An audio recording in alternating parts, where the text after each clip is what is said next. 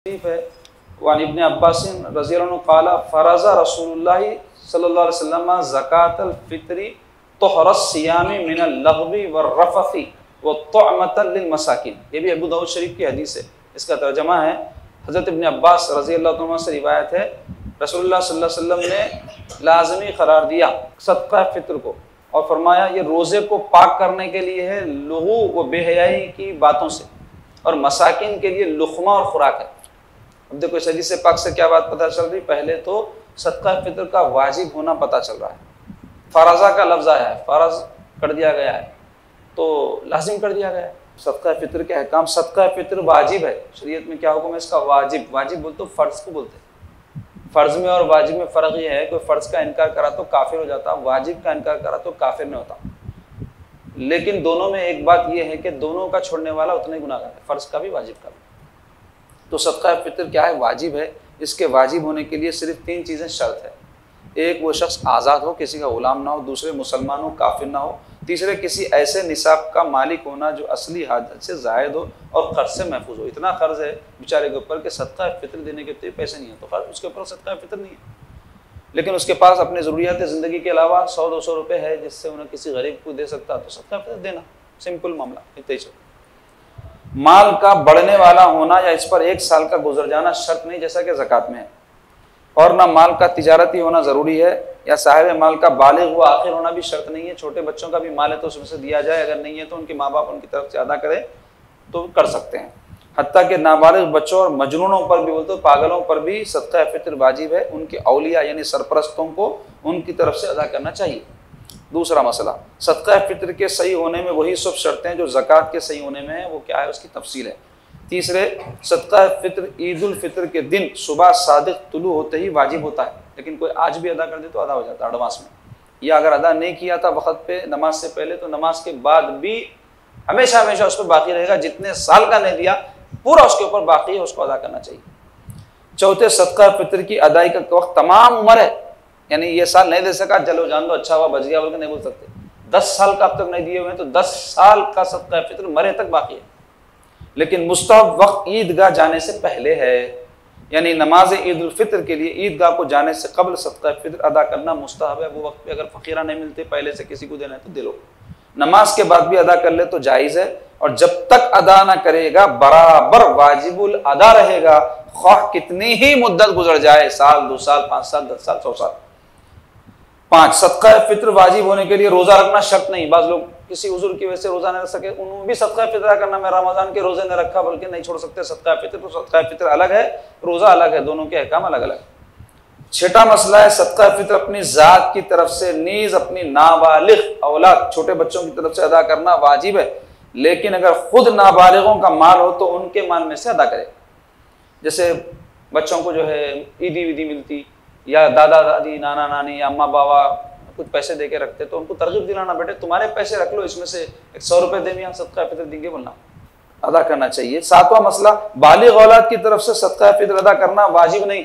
बच्चे जो बड़े हो गए उनकी तरफ से बाबा को, अम्मा को तो देने ही नहीं है, बाबा को देना ज़रूरी नहीं है। अगरचे वो बाप ही के ज़ेरे परवरिश हो तब भी वाजिब नहीं है।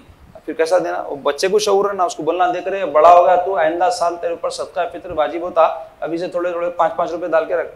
5-5 रुपये की तो नजर भी नहीं आ रही है बोल रहा हूँ मैं, यानी थोड़े थोड़े पैसे जमा कर मियाँ, ऐसा तरगीब दिलाना।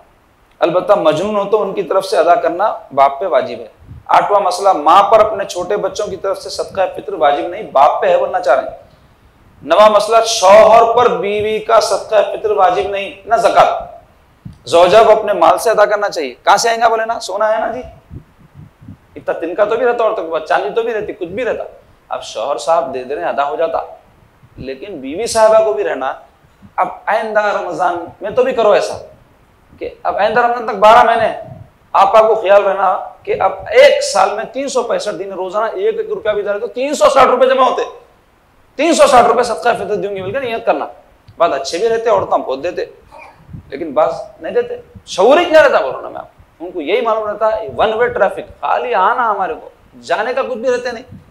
तो ऐसा सिस्टम सही नहीं रहता ना, 1 वे जहाँ रहता कितनी तकलीफ होती, 2 वे रहा तो सहूलत रहती, आओ भी जाओ भी, तो इस वास्ते देना भी लेना भी।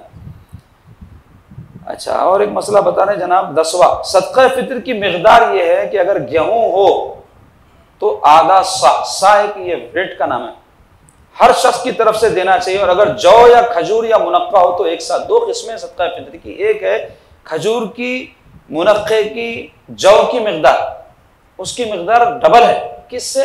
अनाज से। चावल, जवार वगैरह, गेहूं अगर देना चाह रहे हैं तो आधा देना उसका।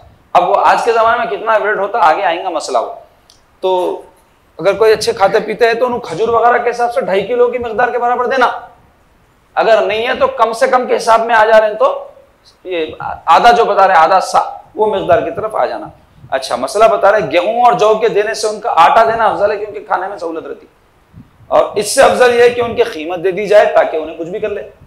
इस तरह खजूर और मुनक्के की भी कीमत देना अफजल है, क्योंकि हुजूर के इरशाद में ये 4 चीजें चाहिए, इस वास्ते इसका जिक्र कर रहे हैं, वरना इससे मुतालिका और जो अनाज की दूसरी किस्में भी है वो भी दे सकते हैं।